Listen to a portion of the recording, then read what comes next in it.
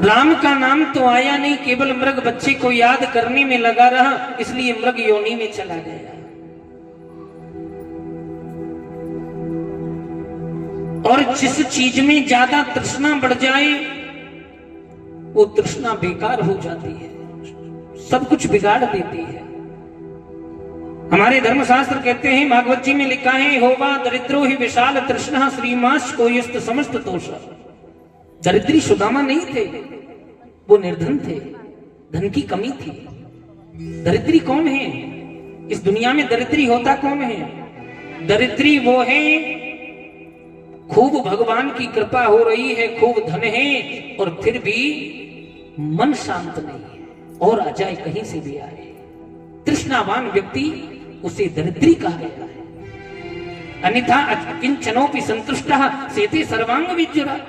कहीं घर में चाहे फूटी कौड़ी भी ना हो, मन संतुष्ट है तो उससे बड़ा करोड़पति कोई है ही नहीं। आज तृष्णा इतनी हो गई मृग बच्चे की कि मृग योनि में चले गई। भरत जी महाराज, पूर्व जन्म याद है कि मेरा एक कर्म बिगड़ा जिसके कारण मैं मृग योनि में आ गया, पर गोविंद कृपा करो, मैं अब कभी भी उस परिवार से मोह नहीं करूंगा जिसके कारण मुझे ये योनि प्राप्त हुई। ठाकुर जी की कृपा हो गई, मृग योनि से निवृत्ति पाई तो एक ब्राह्मण परिवार में जन्म ले लिया। ठाकुर जी की कृपा से यहां भी नाम भरत ही पड़ा है। पिताजी कहते हैं गायत्री मंत्र याद करो, गायत्री मंत्र याद करके पिताजी को सुना दिया। दूसरे दिन पिताजी फिर बोल पड़े, सत्यनारायण भगवान की कथा याद करो। सत्यनारायण भगवान की कथा तो याद कर ली, पर सुना मैंने। मालूम है भरत जी महाराज को, यदि आज मैंने पिताजी को सत्यनारायण की कथा सुनाई तो कल ही पड़ोस में भेज देंगे, सत्यनारायण की कथा करके आओ। फिर वही पारिवारिक मोह बढ़ जाएगा। बोलो जय श्री कृष्ण। केवल ध्यान भगवान में रखते हैं, हरि भजन में रखते हैं। माता पिता की मृत्यु के उपरांत आज भरत जी महाराज भैया भाभी ने घर से निकाल दिया कि भरत, जब तुम कुछ करते ही नहीं हो, तुम तो जड़ हो। विशेषता माताओं, जो व्यक्ति ज्यादा भक्ति करता है, भगवान का अनुगामी बन के रहता है, उसे नगरवासी मूर्ख समझते हैं।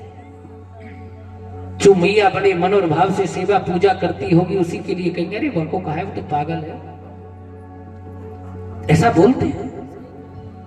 यही भरत जी के साथ हुआ। जो देखे वही कहे अरे वो तो जड़ है, मूर्ख है, उनका नाम ही जड़ भरत पड़ गया।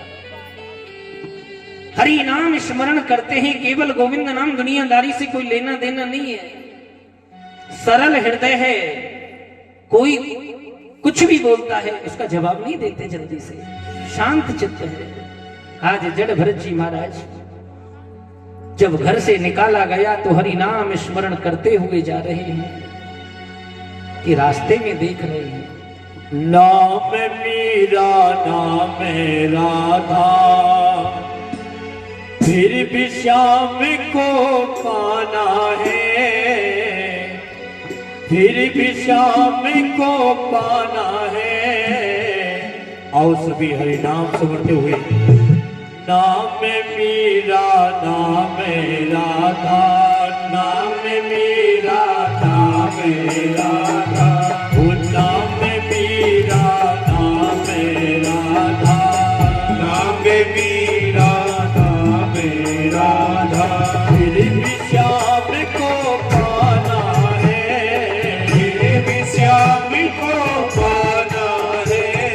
पास मेरे तो कुछ भी नहीं है, पास मेरे तो कुछ भी नहीं है, पास मेरे तो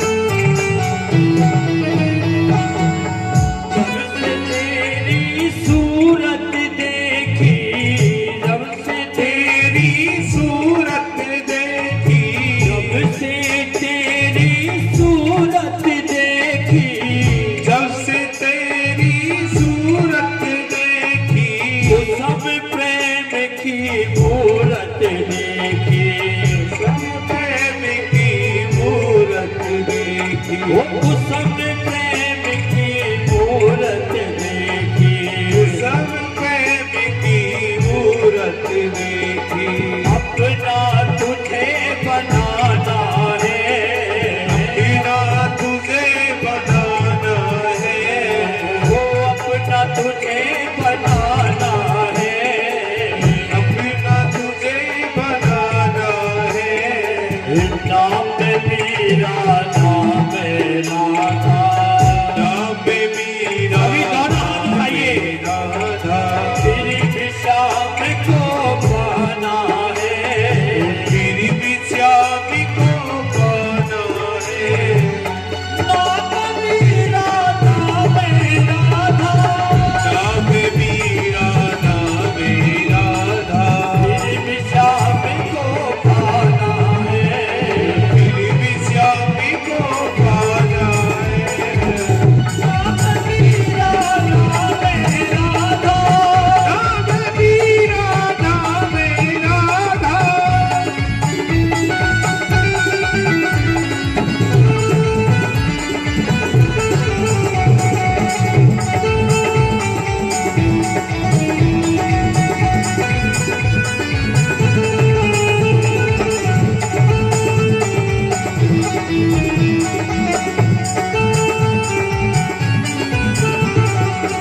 जब तब साधन कछु न जानो, जब तब साधन कछु न जानो, जब तब साधन कछु न जानो, साधन कछु न जानो, अपनी लगन में सब कुछ मानो, अपनी लगन में सब कुछ मानो, अपनी लगन में सब कुछ मानो, अपनी लगन में सब कुछ मानो।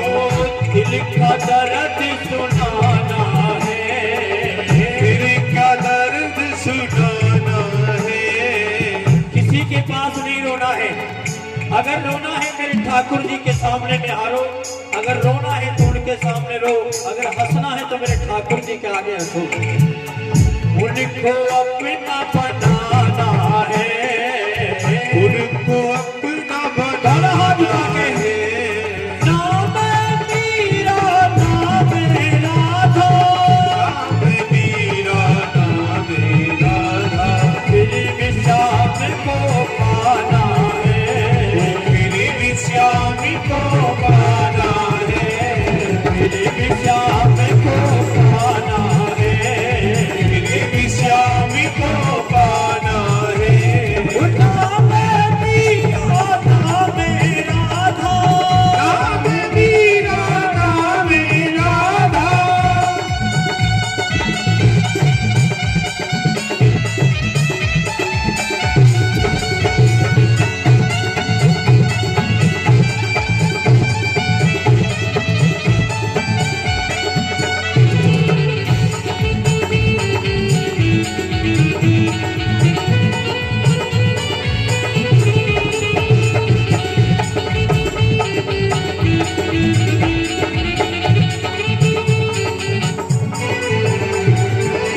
जन्म जन्म से भूली तुमको, जन्म जन्म से भूली तुमको, जन्म जन्म से भूली तुमको, जन्म जन्म से भूली तुमको।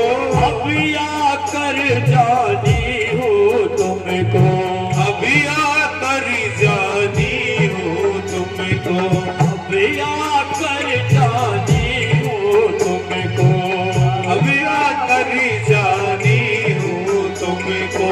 फिर भी शाम को पाना है, फिर भी शाम को पाना है, फिर भी शाम को पाना है, फिर को पाना है।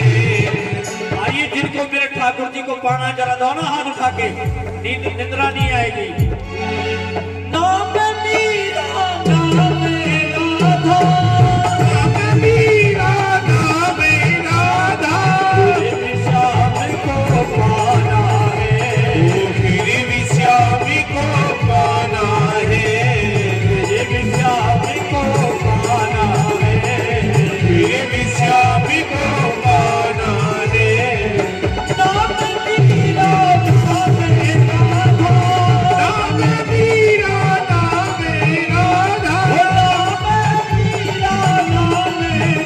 राधा, नाम मीरा नाम राधा, नाम मीरा नाम राधा, नाम मीरा नाम राधा, नाम मीरा नाम राधा, नाम मीरा नाम राधा, नाम मीरा नाम राधा, नाम मीरा नाम राधा। फिर श्याम को पाना है, फिर श्याम को पाना है, फिर श्याम को पाना है। नाम मीरा नाम राधा, नाम मीरा नाम राधा, नाम मीरा नाम राधा, नाम मीरा नाम राधा, नाम मीरा नाम राधा, नाम मीरा नाम राधा, नाम मीरा नाम राधा। बड़े बाके बिहारी लाल की जय। जड़ भरत जी महाराज हरि नाम स्मरण करते हैं। देखो मीरा आप जैसी ही तो थी, केवल लगन गिरधर से लगी थी उसकी, और एक ही शब्द होता था मीरा पर, मेरे तो गिरधर गोपाल दूसरो न कोई।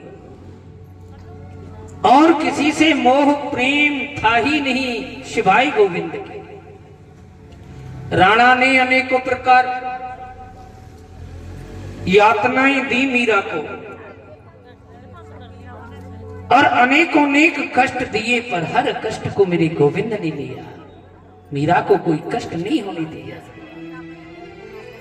भगवान की परम भक्तों में गिनती आती है मीरा की। मीरा बनना आसान नहीं है।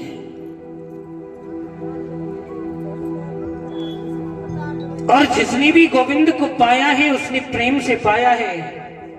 किसी ने कठोर बनकर के क्रोध से कभी किसी ने गोविंद को नहीं पाया। चाहे वो मीरा है, चाहे वो अर्जुन है। क्या जरूरत पड़ी थी अर्जुन का रथ हाँकने की गोविंद को? आज त्रिलोकीनाथ अर्जुन का रथ हाँक रहे हैं, रथ चला रहे हैं, रथ के सारथी बने हुए। क्यों? प्रेम का कारण। शबरी के बेर खाए प्रभु श्री राम ने, वो प्रेम का कारण था। कुब्जा पर कृपा की मेरे गोविंद कन्हैया ने, तो वो प्रेम के कारण की। दुर्योधन की 56 भोगों को त्याग दिया और विदुरानी के छिलके खा लिए मेरे कन्हैया ने, वो प्रेम के छिलके थे। तो इसलिए प्रेम तत्व सबसे बड़ा तत्व है परीक्षित। श्री सुखदेव स्वामी कहते हैं कि आज जड़ भरत जी महाराज जा रहे हैं और मार्ग में देख रहे सिंध सौबीर के महाराज राजा रघुगण आ रहे हैं। पालकी में सवार होकर के जा रहे राजा रघुगण के पालकी का एक कहार बीमार हो गया। कहार को बीमार देखा तो राजा ने आदेश किया महाराज ने कि कोई कहार लेकर के आओ। चाहूं और देख रहे हैं कोई कहार नहीं मिला। जड़ भरत जी महाराज हष्ट पुष्ट बलिष्ठ मोटा शरीर, जड़ भरत को पकड़ करके ले आए।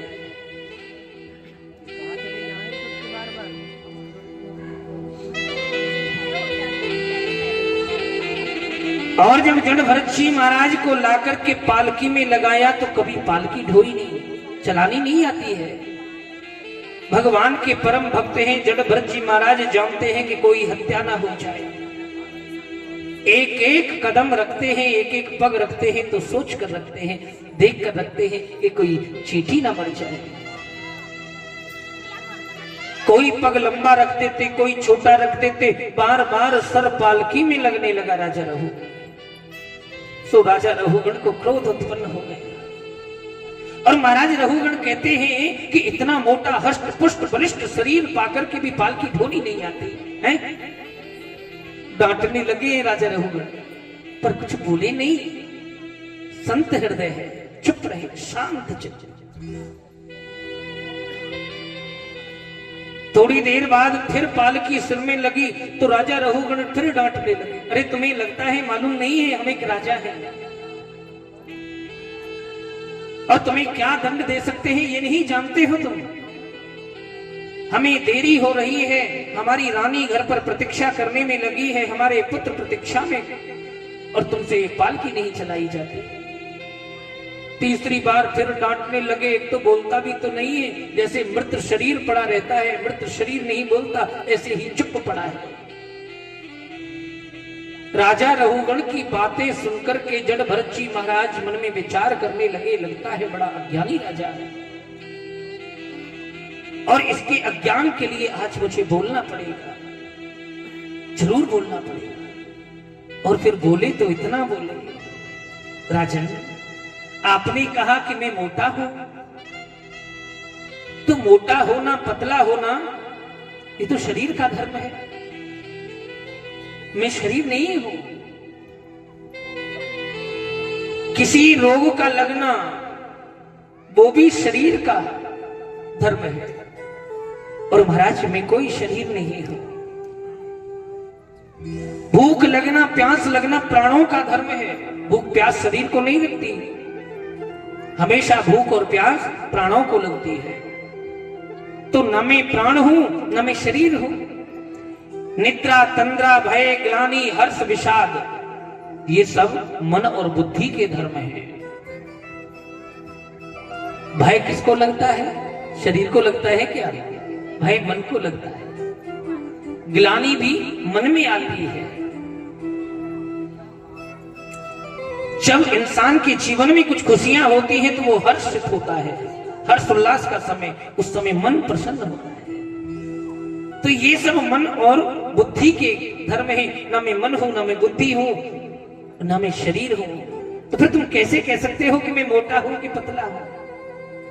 और आपने मुझे डांट करके कहा कि मैं मृत शरीर के जैसा। जीवन मृत तुम मैंने राजन आदप्य तवदस्य विक्तस्य दृष्टम। थोड़ा दृष्टि डाल करके तो देखो,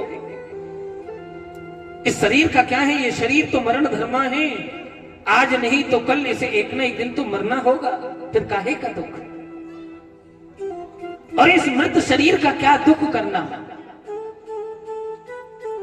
आया है उसे एक न एक दिन तो जाना होगा राजन। बड़े बड़े राजा चले गए और तुमने कहा था कि मैं राजा, तो ये तुम्हारा अहंकार है। आज तुम राजा हो, कल कोई और राजा था, आने वाले समय में कोई और राजा हो जाएगा। जिस तरह घर का मालिक कोई और होता है, फिर बेटा होता है, फिर और बेटे का बेटा होता है, पीढ़ियां बदलती रहती हैं, नाम बदलते रहते हैं। तुम्हें राजा होने का गर्व हो गया, अहंकार हो गया। और तुमने कहा कि मेरी पत्नी, तो राजन यही तुम्हारा मिथ्या अहंकार है, अभिमान है, अंधकार है। न इस संसार में कोई किसी की पत्नी है, न कोई किसी का पति है, न कोई किसी का पुत्र है। ये संसार में शरीर से शरीर का एक नाता है, रिश्ता है। जब तक ये शरीर जीवित है, इस शरीर में प्राण है, तब तक उस देह से रिश्ता है। उसके बाद कुछ नहीं, सब टूट जाता है। जिस दिन जाओगे कोई याद नहीं करेगा राजन। याद करने के योग्य तो उसके कर्म रह जाते हैं, जैसा कर्म करता है। आज राजा रघुगण को ज्ञान दे रहे हैं जड़ भरत जी महाराज और कहते हैं, राजन जिस दिन दुनिया को छोड़ करके जाओगे ना, कुछ नहीं होगा हाल। अर्थी जिस दिन ये तेरी इस जग से विदा होगी, एक अलग समा होगा, एक अलग फिजा होगी। एक अलग समा होगा, एक अलग फिजा होगी। अर्थी जिस दिन ये तेरी इस जग से विदा होगी, एक अलग समा होगा, एक अलग फिजा होगी।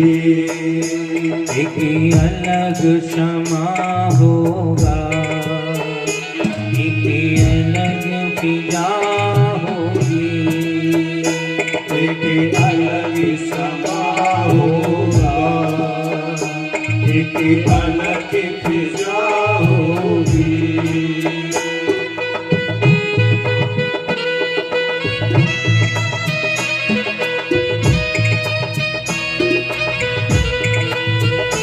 माँ बाप बहन भाई छुप छुप कर रोएंगे, माँ बाप बहन भाई छुप छुप के रोएंगे।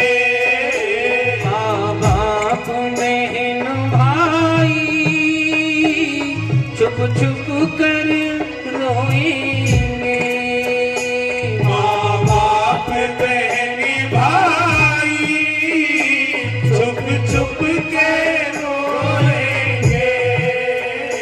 बेजान समझ तुझको आंसू मुख धोएंगे, बेजान समझ तुझको आंसू मुख धोएंगे। इस तरह जमाने की अरे रस्म अदा होगी, एक अलग समा होगा, एक अलग फिजा होगी। एक अलग क्षमा होगा, एक अलग फिजा होगी।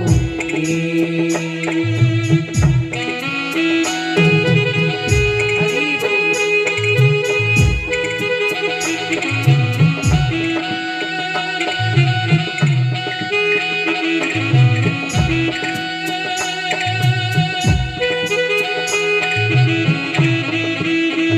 राजा रघुगण कहते हैं राजन, तेरे अपने माता पिता भाई बंधु परिवार थोड़ी देर के लिए, ज्यादा देर नहीं, थोड़ी देर के लिए रोएगा,